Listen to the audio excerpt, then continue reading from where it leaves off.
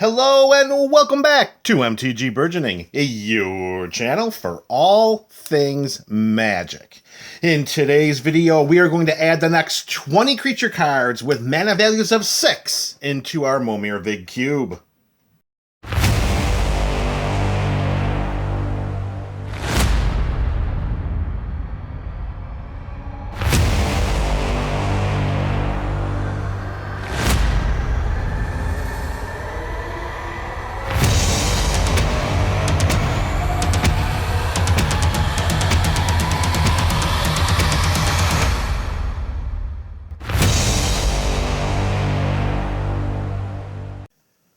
Greetings and salutations to the MTG You are the MTG Burgeoning community. Welcome to another installment in our ongoing Momir Vig Cube series. If you are unfamiliar with the goal or purpose of this series, then you can search in the description below for a link to MTG Burgeoning's introduction to the Momir Vig Cube. And while you're down there in the description, you can also click the link to Cube Cobra, where you can see the entire contents of the cube as it stands right now. So for today, we got 20 more creature cards with a CMC of 6 going in, and we're starting with a dragon. We have Ryusei the Falling Star. It's a 5/5 flyer that when it dies, it's going to deal 5 damage to each creature without flying. Now, there may not be a ton of reliable ways to just get this into the graveyard whenever you want to, because let's face it, this is Momir Vig, so the entire cube is filled with nothing but creature cards. No enchantments, no artifacts, no planeswalkers, nothing like that that can help to serve the purpose of purposefully getting Ryusei into the graveyard to act as a 5-point damage dealer to all walking creatures. With that being said, this is going to be one of those creatures that's going to be highly dependent upon the battlefield. If there are no massive creatures on the battlefield, then you can probably feel pretty confident swinging away with this creature's evasion. Evasion most likely is going to win the day in Momir Vig. Or, if you have something that you're a little more concerned about than usual, then you just hold back Ryusei, use him as a defender, and when it dies, hopefully it will end up also killing the creature that it blocked if it's much, much bigger than Ryusei. Either way, that's not a very bad hit to put on your side of the battlefield for the investment of 6 mana into your Momir Simic Visionary Avatar. Alright, creature number 2. Multicolored, we're going with Saber-Tooth Nishoba. Yeah, baby, we're going all the way back to the times of Invasion. Look at this dude. All right, we've got a 5/5 that's trample, so we have evasion, but we have more evasion than that because we also have protection from blue and protection from red. Now, there's no guarantee that there will be blue and or red creatures on our opponent's sides of the battlefield because every creature summoned from the Momir Vig Cube is done so randomly.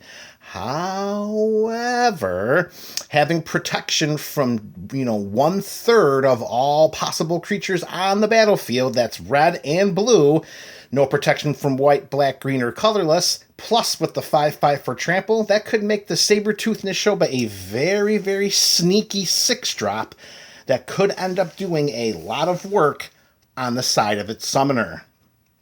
All right, next creature, we're going back to monocolor flyer, but it's not a red dragon. It is a blue drake. We got a 4/4 flyer, and each creature we control with a +1/+1 counter on it has flying.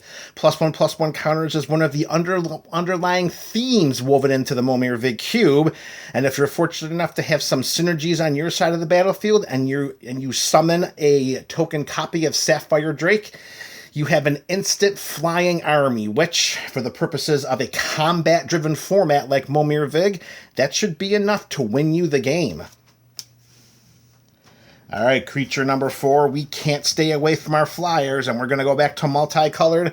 And here we have Savage Ventmaw, 4/4 flyer, that whenever it attacks, add 3 red and 3 green, and until end of turn, we don't lose that mana as steps and phases end. If you are fortunate enough to curve into this on your 6th turn, or maybe the stars have aligned to get you some additional mana, and you can luckily summon your way into a token copy of Savage Ventmaw, Ventmaw, you should most likely be on autopilot as long as you have an opponent that does not have any way to kill this in combat. And the reason for that is you turn Savage Ventmaw sideways, you take that 6 mana, you wait until after combat, and then you jam that 6 mana and 2 more of your lands, and you summon one of the most powerful creatures from the cube from the 8 CMC tier. And remember, in that 8 CMC tier, there are 100 creatures, and 1 in 3 times you're going to summon a creature from that tier that has a higher mana value than 8. Savage Ventmaw may be the most valuable 6-drop in the entire cube. All right, we went monocolor, multicolor, monocolor, multicolor. So what's up next? Well, of course, it's colorless. You thought we were going to go back to monocolor. All right, here we have Sawtooth Thresher. It's only a 1/1, but it has the Sunburst mechanic. Such a great mechanic introduced back during the Mirrodin block. This is from 5th Dawn. Sunburst. So this comes into play with a +1/+1 counter on it for each color of mana used to pay its cost. So at its absolute ceiling, you're going to get a 6/6 for 6 mana. But you have to make sure that you have diversified your basic land library by putting as many different variations of them into that 60-card deck as possible. So we're looking at a ceiling of a 6/6 and the floor of a 1/1. Hopefully, you're going to have something in between or maxed out at the 6/6, because with those 5+1/+1 counters, all you have to do is remove 2 of them, and the Sawtooth Thresher gets +4/+4 until end of turn. That doesn't seem like it could be a big deal, but if you are able to give this creature some kind of evasion, and we slowly shift the Thresher to the right so that we can showcase the Sapphire Drake, if you are able to make this dude flying, or if you were able to give it some other kind of evasion, removing those +1/+1 counters could do a world of hurt to an opponent, particularly in a format like Momir Vig, because every player starts with only 24 life. So if you get to have at least 4 +1/+1 counters on that, and you remove all of the counters, it's getting a +8/+8. It's only going to happen for 1 turn, but still, swinging in for 9 points of damage, that's going to do a world of hurt on some unlucky opponent. All right, next we're going back to multicolor. This time, it is the Scab Clan Giant. We got a 4/5 Giant Warrior that when it ETBs, it fights target creature and opponent controls at random. This creature helps to highlight one of the other themes woven into this cube, is that not every creature is going to be uber powerful, uber helpful, or even uber reliable. This could end up just killing some little rinky-dink chump-blocking extraordinaire creature, or this could go right after the biggest, baddest creature the opponent controls, and then you just wasted 6 mana into your Momir Vig Simic Visionary avatar. Oh boy, that was a lot of words right there, folks. Scab Clan Giant, not too sure if you want that on your side of the battlefield, because even after its fight ability is over, you're left with just a 4/5 with no other abilities. All right, creature number 7, we're going back to colorless, and here we have the Scuttling Doom Engine. It's a 6/6 construct that can't be blocked with creatures with power 2 or less. That's a nice form of evasion, particularly in this format where, let's face it, chump blocking could save a player throughout the entirety of a game. You're not going to be able to do that with the Scuttling Doom Engine. And as a bonus, whenever this creature dies, it will deal 6 damage to target opponent. So it has a form of evasion, and when it finally hits the graveyard, it's going to deal 25% damage of an opponent's starting life total. Very, very powerful, the Scuttling Doom Engine is. All right, next creature up, we're going mono black, and it is Sengir the Dark Baron. Another flyer. It's a 4/4, and whenever another creature dies, we put 2 +1/+1 counters on Sengir the Dark Baron. This could end up conceivably being a one-shot if you hold Sengir back from combat And let's face it, Momir Vig is a combat-driven format. Creatures are going to die seemingly every turn. And when they do, Sengir just gets bigger and bigger until we can turn it sideways and off one opponent that may not have any blockers or reachers on their side of the battlefield. And as a bonus, whenever another player loses the game, we will gain life equal to that player's life total as the turn began. Notice with Sengir, we don't have to be the one to kill the opponent. As long as an opponent dies with Sengir on the battlefield, we are gaining some form of life. And in a format like Momir Vig, when we're only starting off with 24 life, that extra life gain could give us what we need to end up winning the game outright. All right, creature number 9, we're going this time to mono white. It is Sentinel of the Eternal Watch. We have a 4/6 giant soldier with vigilance, which is fantastic because that is a nice beefy toughness that we can send into combat and also rely on it to be a blocker as we anticipate our opponent's crackback attacks. And at the beginning of combat on each opponent's turn, we get to tap target creature that player controls. So, Sentinel of the Eternal Watch is going to do a lot of work as it comes to controlling the biggest threats on our opponent's sides of the battlefield, because it's at the beginning of combat on each opponent's turn. So if there is a threat we know that can get through our defenses and deal damage to us or is just too big to block, the Sentinel's going to tap that bad boy down, and we'll see you during your next untap step. All right, reaching the halfway point of this video, we're going back to colorless, and we're going old school with this creature. All those Magic the Gathering players from way back in the day, I know you're going to remember Shapeshifter. Look at that, just awesome. Oh, look at that Shapeshifter. It has total power and toughness of 7, but you get to divide it any way you choose, though the number could neither be more than 7, so you cannot have any number more than 7. Whenever we play Shapeshifter, we choose its power and toughness. During our upkeep, we choose Shapeshifter's power and toughness. So if you look at this, we can continually change the power and toughness of this creature, which is extraordinarily relevant in this type of format. If we're on the defensive, we're most likely going to go 1607. But if we're on the offensive and we're taking control of the game, then we can make the Shapeshifter an offensive threat by giving him a much bigger power, sending it into combat. Maybe it has some additional evasion. Shapeshifter, old school for all those old school Magic players out there, could be a very, very fun card to summon onto your side of the battlefield. All right, beginning our second half of this video, we're going back to mono blue, but we do not have a flyer. Instead, we have a Kraken, the Shipbreaker Kraken. It's a 6/6, and it has the monstrosity mechanic, and it's monstrosity 4. So if we pay 6 and 2 blue, which would be the most we could jam into our Simic Visionary avatar. But if we pay that, we can have this creature get 4+1/+1 counters as long as it's not already monstrous. You can't double monstrous the Shipbreaker Kraken. So through its monstrosity ability, it comes to become a 10/10. And when it becomes monstrous, we tap 4 target creatures. Those creatures do not untap during their controller's untap steps for as long as we control Shipbreaker Kraken.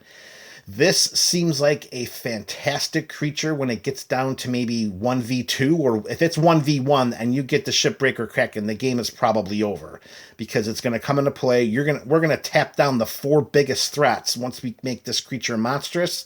And then, let's face it, the game is pretty much going to be over, because we're going to send the 10/10 into combat. They're not going to be able to block to kill it outside of having Death Touch or something like that. And it's only going to be a matter of time until we just completely take over the game. So Shipbreaker Kraken in the 6 slot, that could be a sneaky, sneaky good way to win the game. All right, we're going back to mono red, and just like we started off this video, it's another dragon, and it is another classic old school card. It's the Shivan Dragon, a 5/5 flyer. It has fire breathing, which means for every red mana you jam into its activated ability, the Shivan Dragon gets +1/+0 until end of turn. However, That's only going to work with red mana, so make sure you have those red mana sources in your basic land library, MTGBC. When one mono red dragon isn't enough, then we gotta go back to back, and here we have Shockmaw Dragon, a 4/4 flyer. Come on, camera, get in the game. There we go. All right, we got the Shockmaw Dragon. That's a 4/4, and whenever it deals combat damage to a player, it deals 1 damage to each creature that player controls. This could be extraordinarily impactful. This is a format that does not have instants or sorceries, planeswalkers, or anything like that.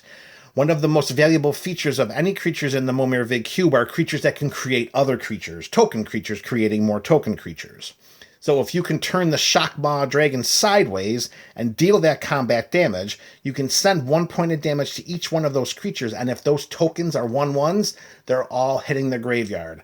This is not as powerful as effect as the Balefire Dragon, but from the 6th spot, Shockmaw Dragon could do a lot of heavy lifting as long as it can get through for its combat damage. More monocolor flyers. This time we're going from red to black. We have Silent Spectre. We're going all the way back to the days of Onslaught. Onslaught, so famous for the appearance of the original allied colored fetch lands. Here we have a 4/4 flyer that whenever it deals combat damage to a player, that player discards 2 cards from their hand. Now, the morphability is not going to be relevant in this format because it gets randomly summoned from the cube, so we cannot morph this into play. Now, back to that combat damage trigger. That's game ending, folks, because in the format of Momir Vig, in order to summon a creature from the Momir Vig, you must discard a card from your hand. Every card in your hand is going to be a land because that's what you're drawing each turn. You're drawing a card from your basic land library. If you have no cards in hand, you're going to put an opponent into a very, very tough spot because when they draw their card for turn, do they need to play that land, or are they going to discard that land in order to summon a creature from the cube? Silent Spectre is going to cause a lot of headaches for its defending players. All right, so we're going on an evasion streak here with multiple flyers. How about we get a big old beefy trampler? Hello, our first mono green creature, Sylvos Rogue Elemental, an 8/5 trampler that we can regenerate by paying 1 green mana. Now, regenerate is a long-forgotten mechanic, but it could be a very, very powerful one. And yes, we are definitely going back-to-back Onslaught rares.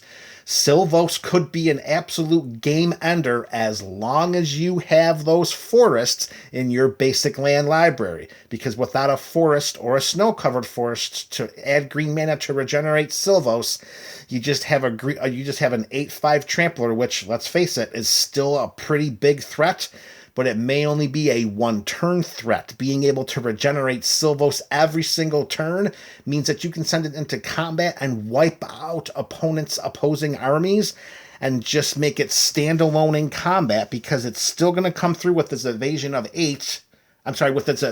trample, but the regeneration part of that just makes that creature one of the most powerful creatures, not just in the 6th spot, but in all of the Momir Vig Cube. All right, let's get back to our flyers, and we're going back to the time of the original Ravnica block for Skeletal Vampire. Oh, look at that dude, a 3/3 flying vampire skeleton, and when it comes into play, we create 2 1/1 black bat creature tokens with flying. As we mentioned earlier during a bit of foreshadowing, creatures that make other creatures are very, very valuable in the Momir Vig Cube. Here's an example of that, not just because of its ETB trigger, but because of its other abilities as well. We can pay 3 and 2 black mana, and we can sacrifice one of those 2 bats that we created upon ETBing with Skeletal Vampire, and we can create 2 more bat creature tokens with flying. So as long as you have enough black mana, put those swamps in the basic land library, MTGBC, we're going to be able to eventually flood the battlefield with 1/1 flying bat creature tokens. And again, in a format like Momir Vig, where combat drives everything, having a swath of evasive 1/1s could be enough to win the game for us. And as a backup, we do have the ability to sacrifice one of those bats to regenerate Skeletal Vampire. Regeneration is a fantastic mechanic, and I'm so happy to see it have a place here in the Momir Vig Cube. All right, we're down to 4 more creatures. We're going back to mono green, and here we have the Sky Snare Spider. It's a 6/6 with Vigilance and Reach. You can confidently send this 6/6 into combat, and it will still be untapped as a way in which to block down any creatures that are walking or flying pretty confidently with a nice toughness of 6. All right, we can't stay away too long from our flyer, so we're going back to another flyer.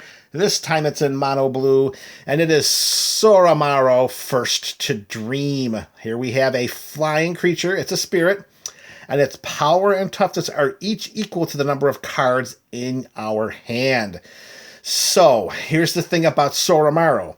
It is extremely reasonable to believe that you can jam your mana into your Momir Vig Simic Visionary avatar, and jam your 6 mana in, and it is possible that you could summon this to the battlefield and it will die immediately, because if you have no cards in hand, then you have a 0/0 creature that you just wasted 6 mana. However, if you have at least 1 card in your hand, you're going to have a 1/1 flyer that at the next beginning turn, if you so choose, you could pay 4 to return a land to your hand, draw a card, and then maybe you let's try that again. And then maybe you make the creature a little bit bigger.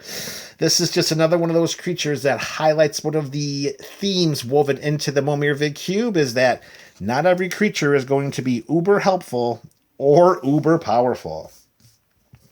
All right, we're down to our last 2, and we're going to finish off with Soul of New Phyrexia. We have a 6/6 trampler that we can pay 5, and permanents we control gain indestructible until end of turn. This may be one of the most highly coveted creatures from the 6 spot, mainly because of that indestructibility ability. Yeah, that's not too tough to say. So its second ability is not going to be relevant in our format, because every creature that's summoned from the Momir Vig Cube is a token copy. So once it leaves the battlefield, it ceases to exist. So this copy of Soul of New Phyrexia will actually never be in the graveyard, so we won't be able to activate its second ability. But paying down 5 mana to give all of our permanents indestructible, unbelievable. You can send a 6/6 indestructible trampler into combat, and you know every single time that you're going to come out winning that battle. All right, MTG BC, creature number 20 in the CMC 6 spot. We began with a flyer. We're going to end with a flyer. It's Sphinx of Jwar Nile, 5/5 flying shroud, which means it can't be targeted by anything. Not us, not our opponents. It just sits on the battlefield as a 5/5. And although there may be a handful of ways in which to interact with this without it being targeted, in the format of Momir Vig, those opportunities are going to be as rare as winter roses. And as an additional ability, if the 5/5 Flying Shroud isn't powerful enough for us, we may look at the top card of our library. I'm not sure how helpful that's going to be when our library is just filled with basic lands, but at least we have that option. All right, there we have it, MTG BC. 20 more creature cards going into the Momir Vig Cube. Let me know which are your favorites in the comment section below. This is MTG Burgeoning, your channel for all things magic.